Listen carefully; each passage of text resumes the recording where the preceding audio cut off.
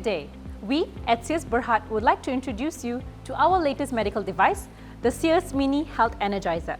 When you purchase this, you would also receive a power supply cable, a filter, and also an inhaling tube. To begin using, attach the power cable to the unit. Once you hear the sound, open the water inlet cap.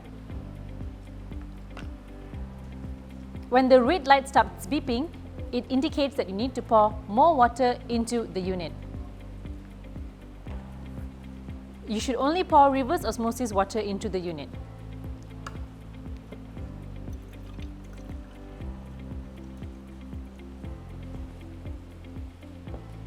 There is an water level indicator in the front that you can follow to know how much of water is required to fill up the unit. Then, remove the cover for the gas outlet. Attach the filter to the gas outlet, followed by the inhaling tube. Okay. Then, proceed to turn on the Mini Health Energizer. When you hear one beep, it indicates for 1 hour. Press the power button another time.